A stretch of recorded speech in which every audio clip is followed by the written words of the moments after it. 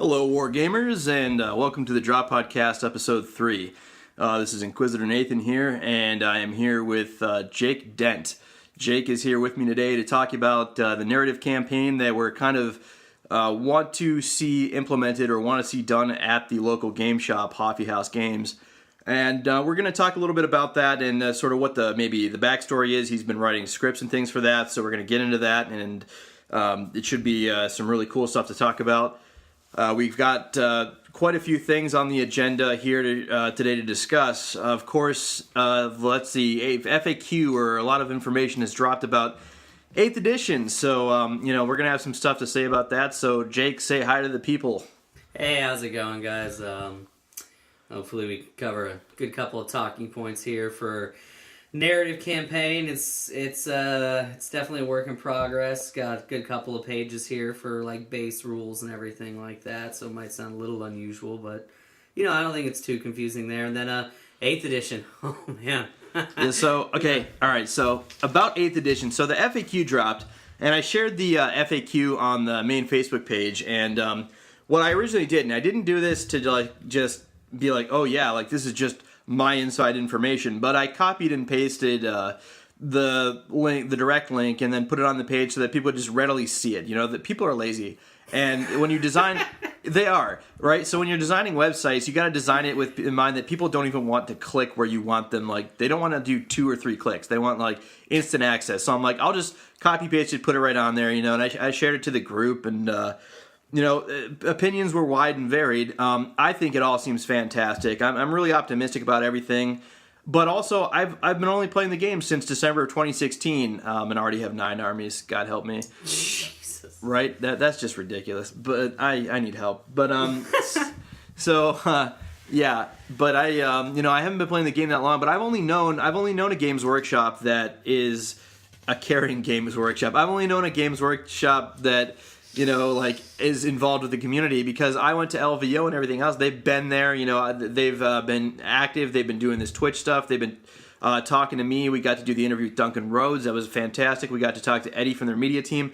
I've only ever known a Games Workshop that's involved with this gaming community. I've never known it the years of playing the game where they haven't been. So to me, that's completely foreign.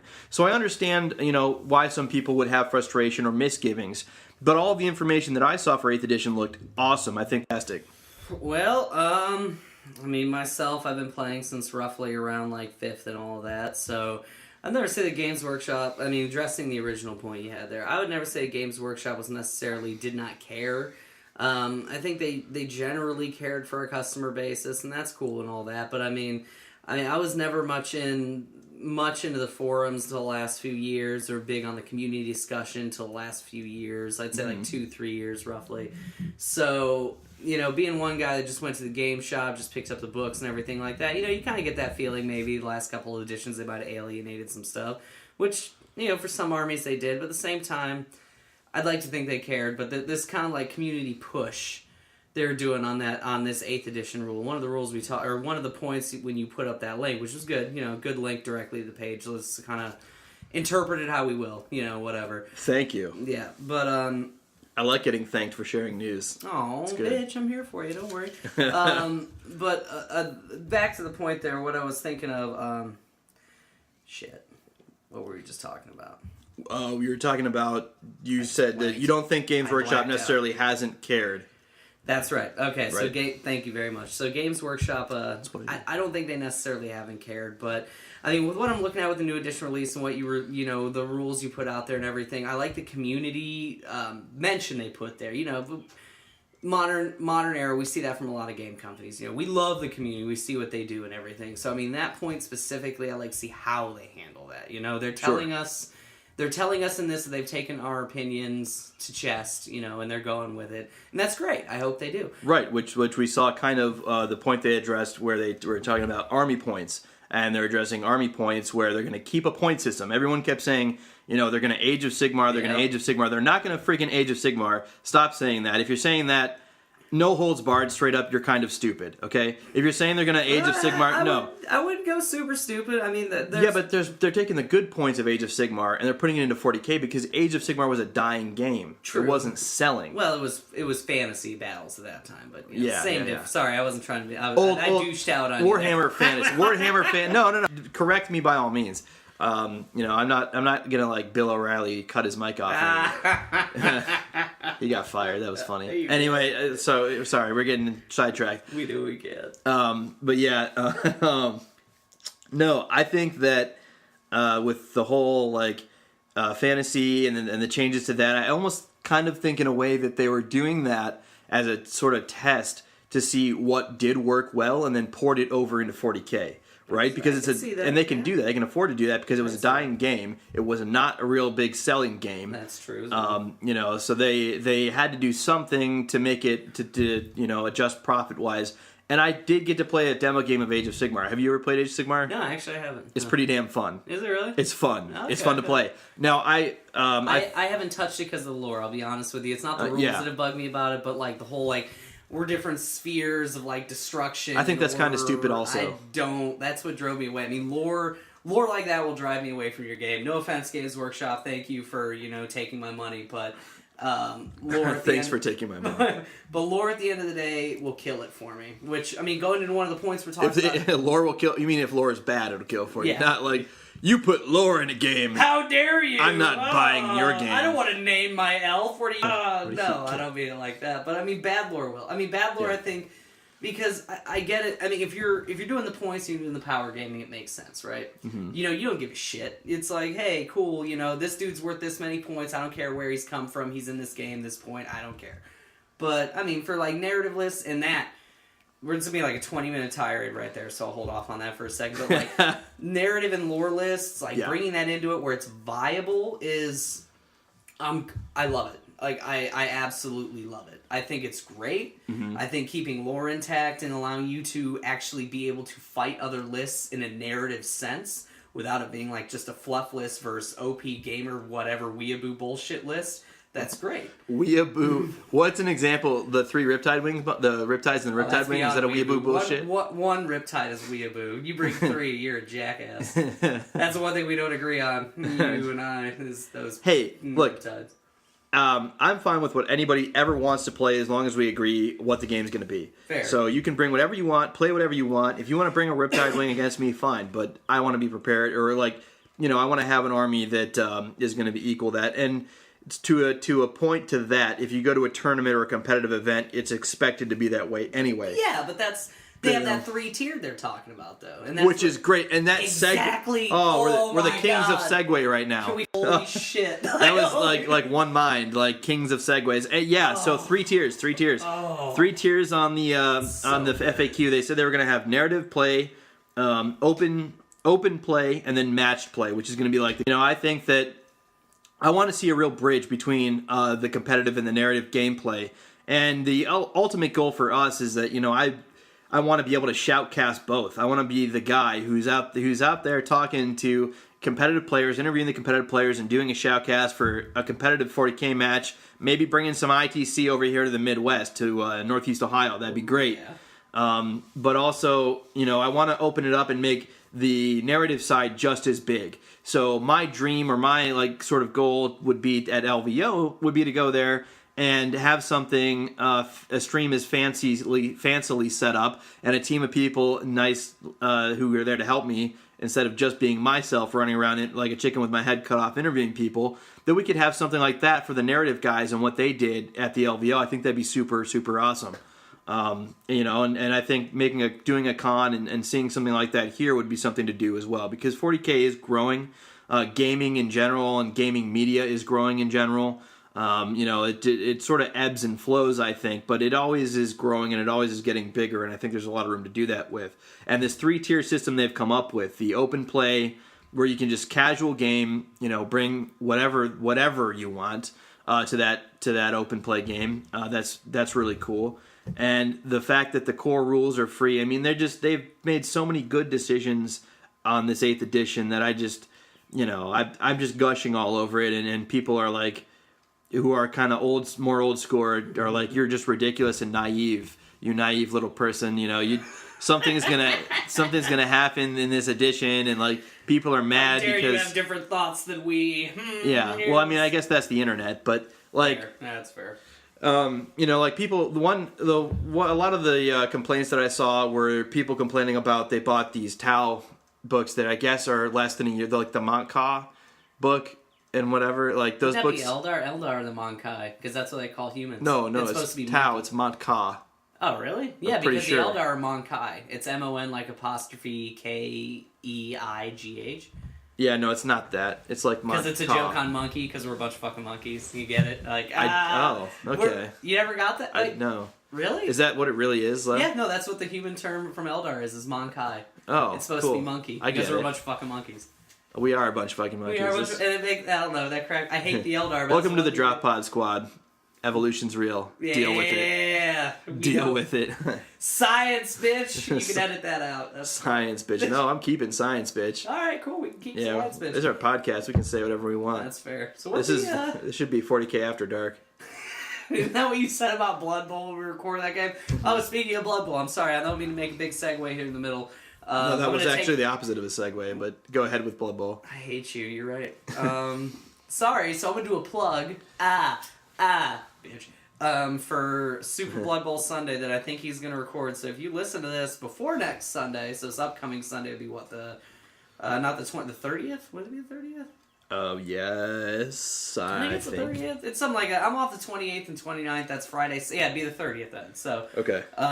Nate's hopefully going to be recording us at our barbecue / Super Blood Bowl Sunday. Yeah, we're going to have a Super Blood Bowl party. It's going to be great. Yep. We're going to record the Blood Bowl finals against Jamie's Lustria Legends, right? Legacies. For the love of God. You messed that up in your video, too. I did. You did. It was I did. I actually just did that just to troll Jamie. That's so. also fair. I can agree with that. Lustria Legacies. Lustria Legacies. I got it now. Versus the say it. Say it. Boys. Something. Da boys. Da boys. Yeah, get the D in there. Da boys. Da Bears. All right. Sunday, Sunday, Sunday. Da-da-da, da-da-da. Da-da-da, We're gonna have some ribs and some gonna be great. fucking everything, man. It'll be great. Yeah. So anyway, that's going to be the Blood Bowl finals. That should be a fun thing to watch and record, and we'll have fun with that. So let's talk a little bit about the campaign stuff. So I'm going to let you give us. 8th edition now? Can I put my 8th edition notes away? Do you have anything more to say about the 8th edition stuff? I think it's awesome. Like, I just wanted to say it was awesome, and that everyone who thinks the opposite of me is wrong. And of then course you do. I wouldn't expect anything less. I guess the only real thing I'd left saying, I mean, I had a whole list of points here. Because there's supposed to be more people here, so I figured we'd have like a round table discussion with people, you know, shit happens. it does. It definitely People does. had to get exterminatus. You and your goddamn Inquisition. That's fine. Like, 2 seconds here. That's heresy. You know that, right? He's telling Inquisitor Nathan, the Inquisitor, Lord Inquisitor of the podcast. The Inquisition is heresy. The Emperor is not a god, remember that. The Inquisition doesn't necessarily think he is a god. The Inquisition aren't god worshippers They of the kill god a bunch emperor. of people in the name of him being a god, so they may not believe it themselves, but they sure as shit use it as an excuse. I feel like that's a debate. I don't feel like I'm equipped to do this debate right at this moment because I don't have lore notes with me. Any day of the week, I'll drop my pants and debate right now. Let's go. No, yeah, no. I do. I contend that not all the Inquisition are actually, or really a majority of them, worship the emperor as a god emperor. I think that there's like a cult of religion around the emperor, and I think that developed and happened. But I don't think the Inquisition necessarily is responsible for that per se. I think they just sort of like, you know, an Inquisitor can walk into a room, shoot at somebody in the face, and no questions are asked because that's what they do. Look how I just derailed your podcast. You did, man. I know, I did. And now I'm defending the Inquisition. And it was the so Emperor's good. Inquisition. It's so good. Do you see? I linked the one from the Emperor with a text-to-speech on your page, how he felt about the Inquisition. Yeah, it's hilarious. It's so good. It's absolutely hilarious. It's so good. Why were those from 2000? By the way, if anyone has not checked out the videos where the Emperor gets a voice-to-text device, YouTube it right now because it's hilarious. You know what? Oh my God. Like, I kind of want to try and bring it up and play it actually right now in the podcast because it's just so funny. Oh, dude, the Inquisition. When they got all that gold shit on him, what the hell is wrong with that? I'm gonna mark this point right now because I'm gonna play this right now, and that's what we're gonna do. So I'm gonna stop. Actually, I think I have to go now. Stop. You're telling me about this Inquisition thing. Oh, hold it. Wow. I think that's your regular everyday meal of 1,000 sacrificed souls being prepared. Better go and check on it. What was that? Nothing, my lord. Nothing at all. I'll just go now. What the... You are not going anywhere until you tell me about the Inquisition. How did you do that? Have you forgotten? I'm the fucking Emperor. I sit around and randomly shit out warp storms daily because I have nothing better to do. Now, tell me.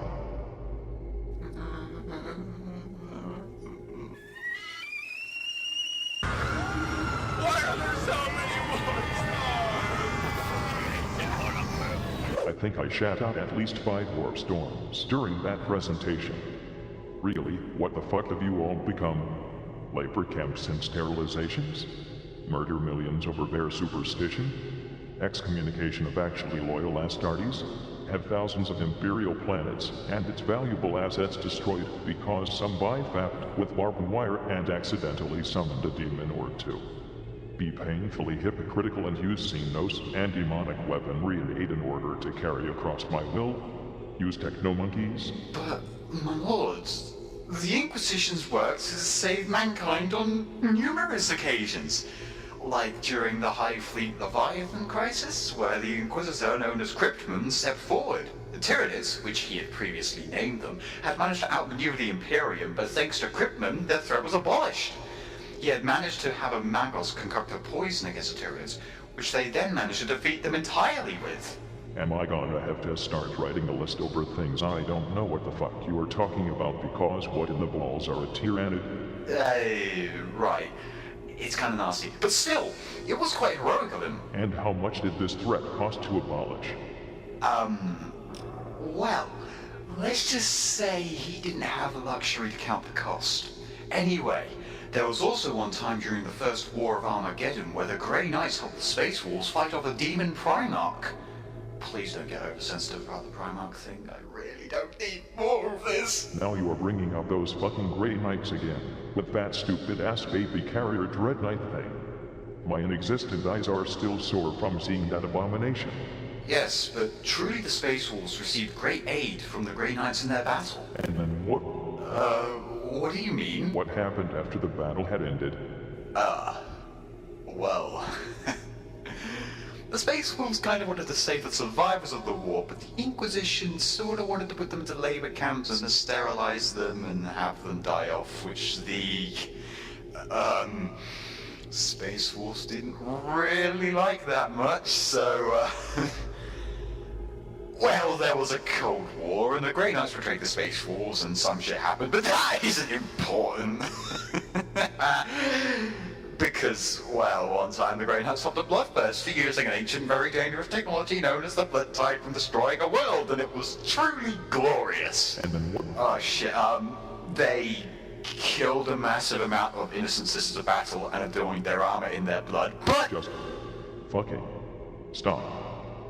This organization, however it came to fucking be, is obviously pure, concentrated, whole-brain stupidity, and whoever came up with the idea to create it in the first place is obviously a fucking idiot. They walk around and do whatever they fucking feel like while laughing really snarky at the plebeian communities they see before them, all while having themselves and all their troops ornate in loads of fucking shiny shit and skulls to look so emperor worshipping when really they are just creeps in trench coats, and that is all they will ever be. Now, ready yourself, send this message to the scribes. I want it sent to every corner of the fucking galaxy. I, the Emperor of Mankind, hereby make my official decree that all organizations contained within the Holy Orders of the Emperor's Inquisition and the Adeptus Ministorum shall be disbanded and removed from existence. All who work for either organization shall return to their sector of birth and work there as a regular citizen once more. All who refuse shall be branded renegades until they have given up their futile strive to conquer the galaxy in the name of their dogmatic religion. Signed, the Emperor of Mankind. Yes, I shall go ahead and do that immediately, my lord. I'll be back when I'm finished. This is all fucking nuts. Seriously, how could an organization like this spring into Exista? Wait a moment, I remember something. Shit fuck. This can't be for real. Malcador.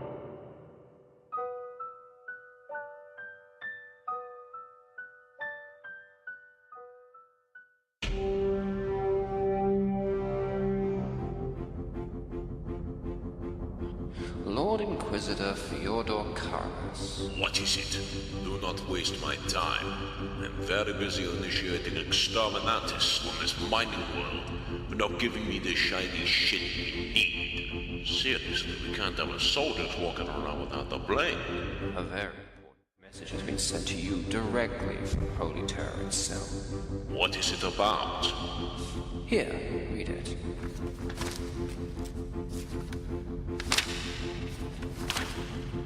What? This is heresy!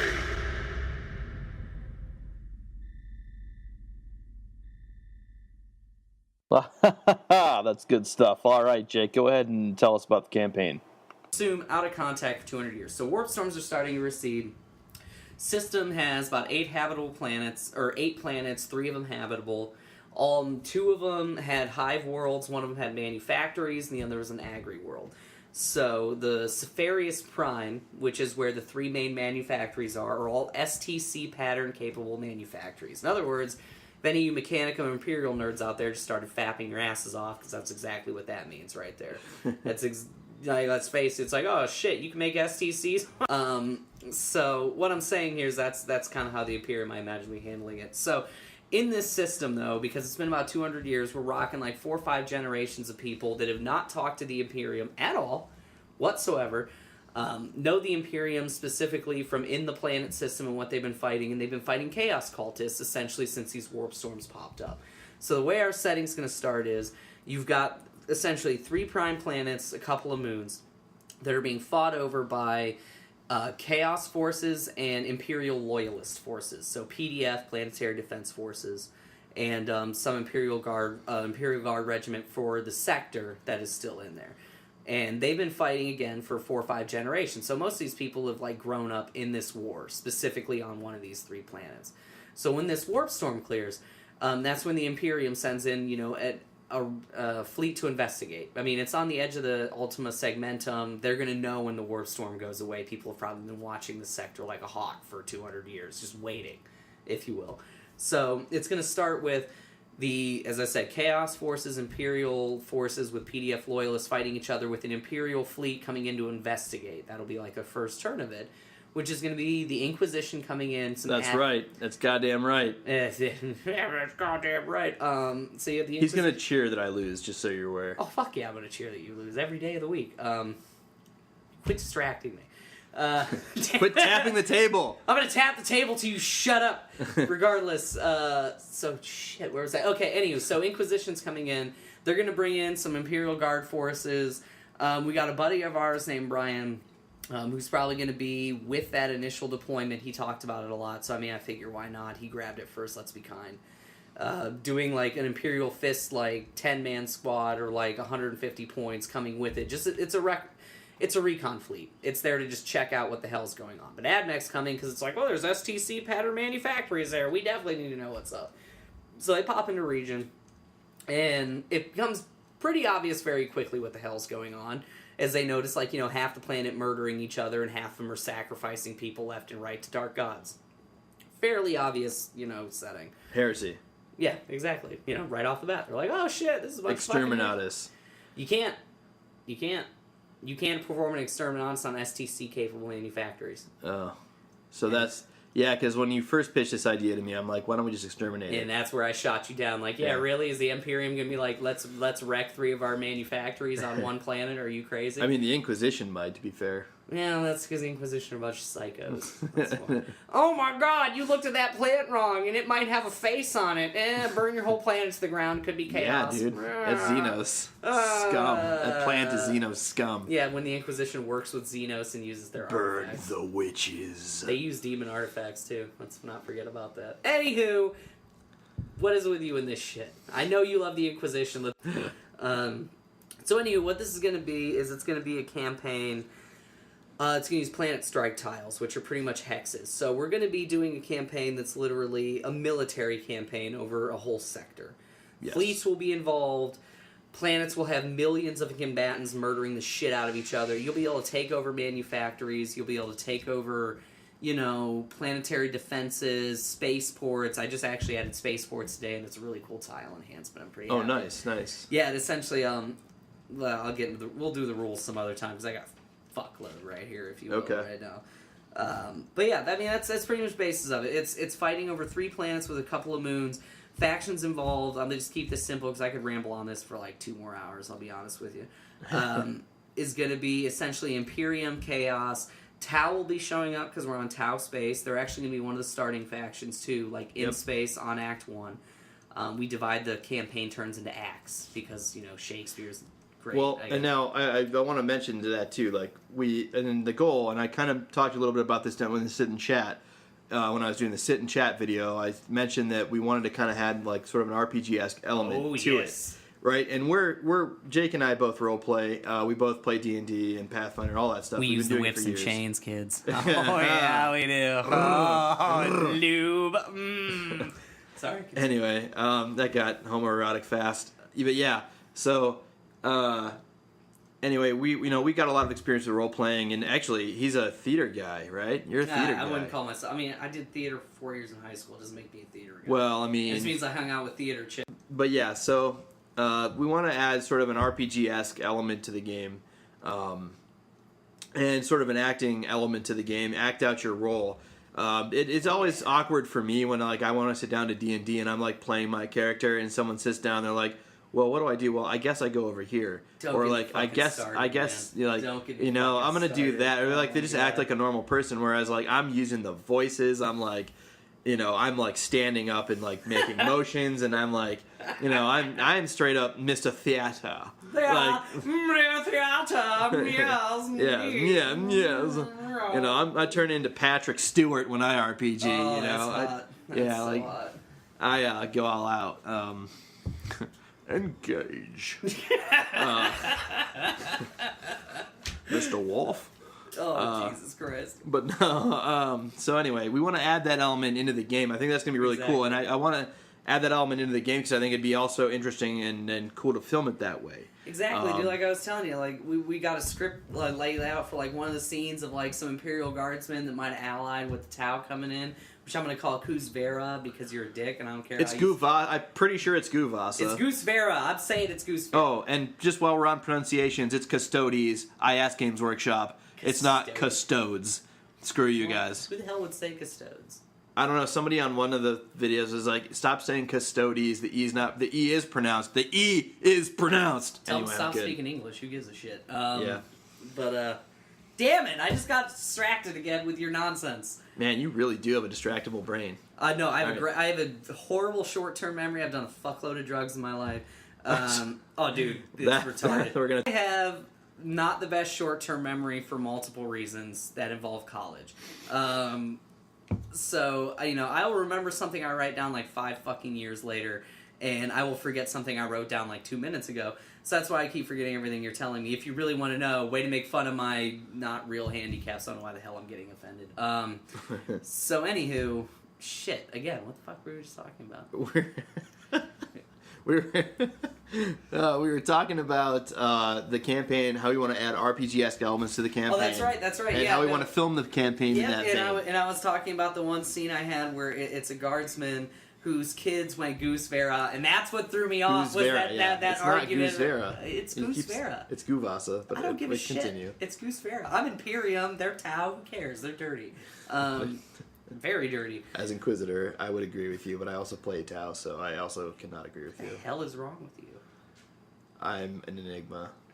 Apparently. Anyway, Goosevera. Anywho, yeah, what we just said. So it's this guy recording because his kids decided to join up with the greater good because, you know, they were kind of infringing on the plan. This is a whole different campaign this scene was for, but I kind of want to include in this one.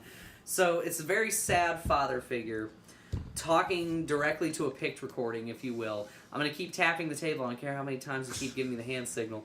But it's a very sad father figure sitting there talking to the camera, talking about two of his kids that died because they joined up with the Tau and they fought a Stardust. Which, personally, I'm like, well, you kids deserved it. But, you know, I mean, from the honest standpoint, it's like, that's really sad. I got a kid of my own. So, you know, it's like, oh, I don't want to lose my kid to some kind of weird war like that. But it kind of ties into that. And one of us sitting there, like, looking at the camera, looking all sad, you know, trying to tear up or anything, remember our first like that, you know, get the tears going in our eyes and shit like that. And then, you know, and then hopefully bring a little bit, you know, emotion to a campaign like that, if you will. Yeah, so I think filming that in that vein would be a very cool thing to do. Exactly. You know, I think it'd be good stuff. Today, we're actually at the shop today, and some of the stuff we did today, we just got a shipment in from Death Ray Designs for MDF terrain that we're going to be using for Shadow War games, and you know, maybe I can sit down with you and we can talk more about this and maybe come up with some ideas. You want to talk to John about that? He built that stuff. No, I'm not talking about the terrain specifically, but I'm talking about I want to write a campaign and then film a campaign in the same vein for Shadow War Armageddon. But Death Ray Designs actually provided us with some terrain that we're going to have and be using for battle reports and for filming. But I would like to film a campaign in the same vein of the RPG-esque elements and everything for Shadow War Armageddon. That'd be really sweet. Again, I think that'd be really cool. Yeah. You know, the whole hive world aesthetic and aspect and everything. I just, you know, that's... Especially in Armageddon where everyone's just murdering the shit out of each other. Yeah, it's great. It makes perfect sense. I love that game. I really do. I think it's great. I think... It's got some aspects I think you can adjust, but for the most part, I enjoyed it. Yeah, I mean I like, didn't mind it. there's... I would say maybe there's some campaign things that need to be changed. In fact... Let's actually, segue in again. Let's talk about Armageddon for a little bit. That's a segue this time? It is actually a segue this time because we're going right into talking about Armageddon. Asshole. Yeah.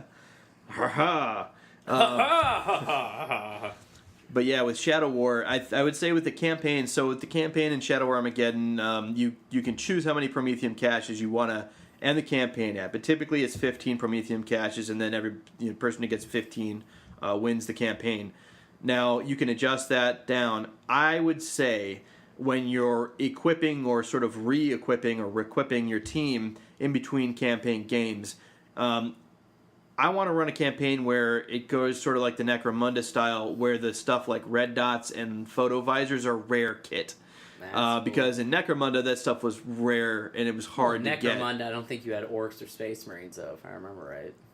Am I wrong on that? I don't know for sure. Yeah, but not sure because I never actually I've read up on Necromunda, but I never played Necromunda. But I know, Someone and I correct noticed us on this. I'm not sure. So right. We're not afraid to admit that. But no, I do know that in Necromunda that the things like a photo visor wasn't just something you got to just buy and equip. It was rare. It was hard to find to do the -1 to cover. And I think that's just something that should translate over into a campaign of Armageddon. I think it would make it more interesting because you think about it, by the time you've done a few games, everyone's going to have everything on their guys. And, you know, I mean, that's not, you don't necessarily, I don't think you want the on a idea game of like RP that. rewards. I like the idea of RP rewards, period. I think that's really cool. You know, like the campaign we were talking about, like outside of the Shadow War, to segue back. Roll a D66 and see what you get. Exactly. Right? We were talking, like Jamie's orc horde for this campaign we're working on is going to be mostly Daemon possessed orcs. So, you know, an RP rule where his war boss might have a 5-up invuln save because he's a demon possessed orc, you know, makes perfect sense. I'd like that for like the Shadow War setting, campaign setting, you know, rules that you can gain to make your character extraordinary. Like, you know, Commissar Yarick, for example. You know, you lose your hand, you replace it with a goddamn power claw. Like, well... Oh, well, that's another thing that they didn't have in Shadow War Armageddon, and that they did have in Necromunda, is that you could do bio... other people and shit? Well, no, you could do, like, the bio arms and stuff. Oh, really? Yeah, you can actually, like, if you lost an arm, you could do a mechanical arm replacement. Oh, that's pretty cool. See, and that's not in Shadow War. Now, you could take the stuff from Necromunda if you've got the Necromunda rules and books or whatever. Blend it up, customize it, you know. Yeah. And I think that would also make for another interesting part of the campaign. But the information exists there so that you can do it, I think. So like just meshing the two, and then again, sort of taking the best parts of the elements of both and playing it how you want to play it. I don't know, man. People are just so sensitive about like doing that, though. Yeah, they are. Like they want it all done for them. They want it all done for them, and they want it. That's how they want to buy it, and they don't want it to be changed. And like man, you guys got to just not be so rigid. Stop being so rigid. I can It's understand gonna be okay. part of where they're coming from. You know, if you were introducing a whole shitloads of changes to my BattleTech universe or role, like play and all that, I might be a little like salty. But I mean, at the same time, if you're improving, I mean, it's just an example, if you will. But at the same time, if you're improving it, if you're making it more accessible to other players, I don't see the problem with that. I mean, Games Workshop wanted to expand your business space. Your business. Like, what are we all complaining about? I got Teresa into, like, her first game of 40k was Shadow War Armageddon. Oh, there you go. Which is good, because it's a skirmish game. It doesn't take very long, like and everything an hour else. Or so, whatever. But, like, to tell her that she needs a book to read for an army to play, and then has to learn that, and has to basically get a bachelor in, You want to stand codex. a chance? Do you know your 4 combos from your 3 rule books? Like, yeah, I mean, that's getting people into 7th edition is hard. It's been said many times before, but it's. I love heavy games. I love heavy war games. Oh, yeah. So I was looking to already get into something like 40k when I did. At the end, again, I said at the end of 2016 is when I got real kind of heavy into it and started like, I'm going to play this game. I'm taking the dive that I'm going to be part of this community and everything else. But like in general, to just take somebody and be like, hey, I'm going to show you today how to play Warhammer 40k and tell you what you need to do. You have 3 days. It's over. You have 3 days. Yeah. You got 3 days on you. Yeah, exactly. So, That's I think it's going to be... if we're segueing back... we came right back around. You did it right, and we're going to come right back around to the 8th edition again. I'm so proud of myself, but going back to that, I actually like that. That was one of the other 8th edition things I want to talk about, too. I forgot about for, segue 3 or 4 damn times, whatever you call it, is I like the introductory thing. I like that. I love that. Not just like that, I absolutely love it. My son's going to be 3 in June, and, in about a year or 2 off of that, I want to start teaching him how to play it and stuff, because, it's strategy games. I like playing. I learned to play games when I was like 5, 6 years old, everything like that. And I think it'd be nice for him. And to be able to do something that's grasped as a basic, right, I think is great.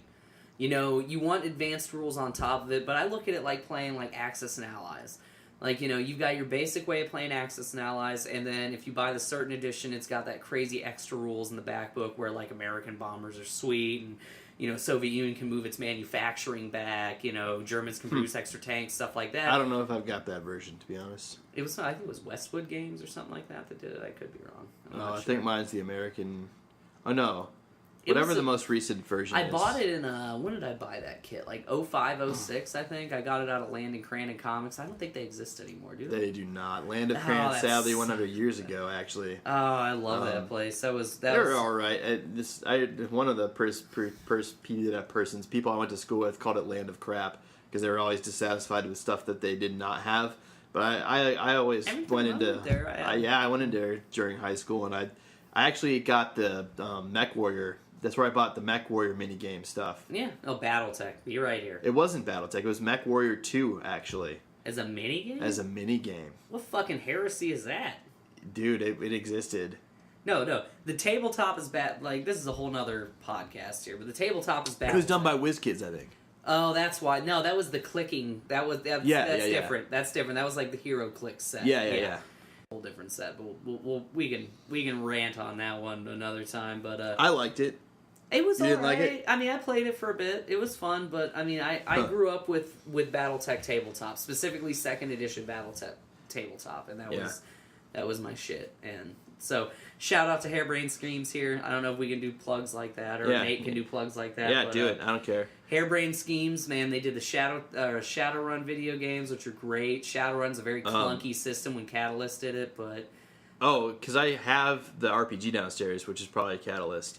It's real clunky. It's D6s, man. I mean, what's bad about that? But they've got a lot of weird tables that coincide with each other. In other words, look on page 30. I've wanted to run a campaign of it, so... Shadowrun is great. I liked it. I liked it a lot back in the day, and I love the video game. I'm not too hip, and I like Catalyst Labs, because that's where I got my BattleTech tabletop from. My new one was Catalyst Game Labs, and they're good.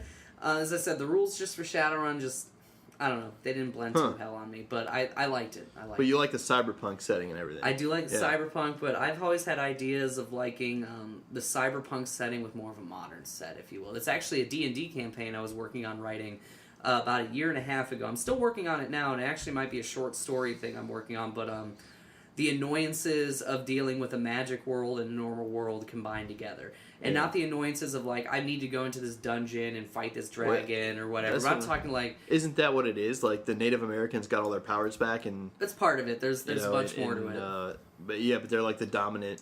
They're dominated again. They're not the dominant. The corporations are the dominant. Well, yeah, okay. Yeah. But they, like, rose back up because they're like, we can do magic and you can't. Exactly, We're more and they got a bunch of land back. But other people got magic, too. It kind of spread everywhere. Yeah. But Shadowrun tends to focus on the darker side. I'm saying, like... Magic's heresy.